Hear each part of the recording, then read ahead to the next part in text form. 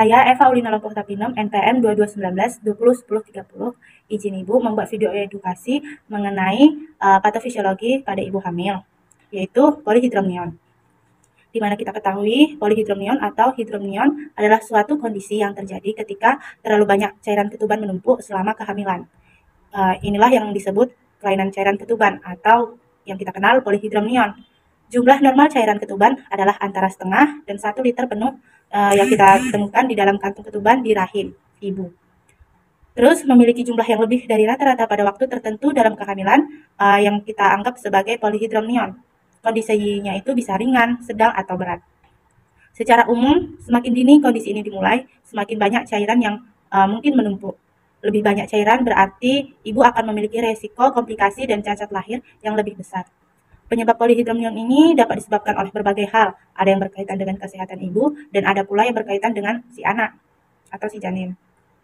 Pada kehamilan normal, cairan ketuban diproduksi oleh paru-paru dan ginjal bayi atau ginjal janin. Seiring pertumbuhan janin menelan cairan dan buang air kecil bersama dengan produk limbahnya. Kemudian dikeluarkan dari kantung ketuban oleh plasenta. Pada semua kasus hydramnion, sebagian proses ini terganggu. Direkomendasikan misalnya janin mungkin memproduksi terlalu banyak cairan ketuban atau ada masalah dengan memproses dan mengeluarkannya. Kemungkinan penyebabnya itu bisa meliputi adanya diabetes gestasional, terus infeksi selama kehamilan, ini termasuk parvovirus, masalah pencernaan, terus ini termasuk cacat lahir pada saluran pencernaan, kemudian masalah menelan. Hal ini mungkin disebabkan oleh kerusakan pada sistem saraf pusat atau kelainan kromosom. Kemudian gagal jantung, antara 60% sampai 70% dari semua kasus ini tidak memiliki penyebab yang dapat terdeteksi yang bisa kita kenal sebagai polyhydramnion idiopatik. Diagnosa polyhydramnion. Hydramnion itu paling sering didiagnosa dengan bantuan USG. Hal ini mungkin terjadi pada pertemuan rutin atau jika dokter ibu hamil tersebut sedang menyelidiki gejala lain. Dokter tersebut mungkin juga melakukan tes khusus untuk kondisi ini jika rahim ibu tiba-tiba membesar dengan sangat cepat atau jika ibu mengalami kesulitan merasakan si janin. Teknisi akan memeriksa kantong cairan dengan gelombang suara untuk mengetahui jumlah totalnya. USG ini juga membantu dalam menentukan penyebab hydramnion terutama jika hal ini terjadi karena cacat lahir. Gejala polyhydramnion, gejala-gejala ini itu bisa meliputi ketidaknyamanan perut, nyeri persalinan, prematur, kemudian rahim yang lebih besar dari biasanya. Untuk tahap kehamilan, ibu juga sesak napas. Cairan dan gejalanya itu dapat menumpuk secara perlahan atau muncul sekaligus.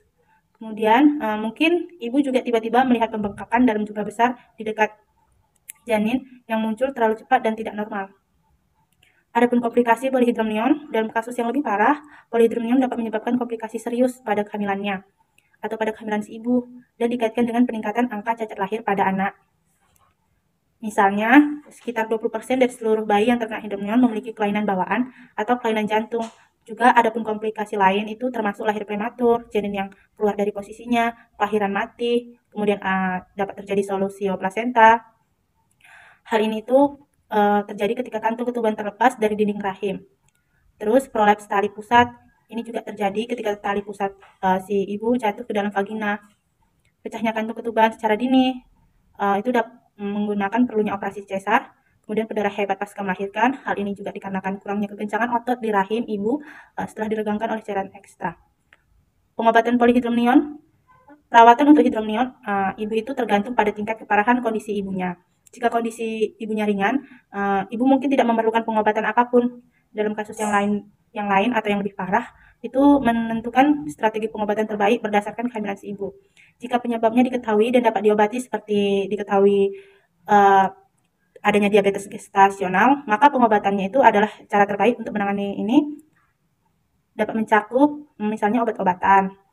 Ada obat yang tersedia untuk mengurangi jumlah urin yang dihasilkan oleh si janin, sehingga membatasi jumlah cairan ketuban. Kemudian obat tersebut disebut indometasin dan tidak dianjurkan setelah 31 minggu pertama kehamilan ibu. Kemudian itu caranya itu bisa penghapusan cairan. Proses ini disebut amnioreduksi dengan amniosentesis. Terus jarum besar digunakan seperti pada amniosentesis. Prosedur ini mungkin perlu dilakukan lebih dari 1 kali selama kehamilan ibu. Kemudian bisa dilakukan ekokardiogram janin. Hal ini digunakan untuk memantau perkembangan janin bayi karena risiko kelainan yang lebih tinggi. Dalam semua kasus hydramnion, hidromion yang ringan atau berat, sebelum atau sesudah pengobatan, dokter pasti akan memantau rahim, cairan ketuban, dan bayi yang sedang berkembang atau janin yang sedang berkembang dengan cermat. Hal ini tuh memerlukan kunjungan lebih banyak dari biasanya. Ibu mungkin akan membuat janji setiap 1 hingga 3 minggu dengan dokternya. Baik Ibu, hanya segitu video edukasi mengenai penyakit polyhydramnion atau hydramnion. Kurang lebihnya saya mohon maaf. Terima kasih Ibu.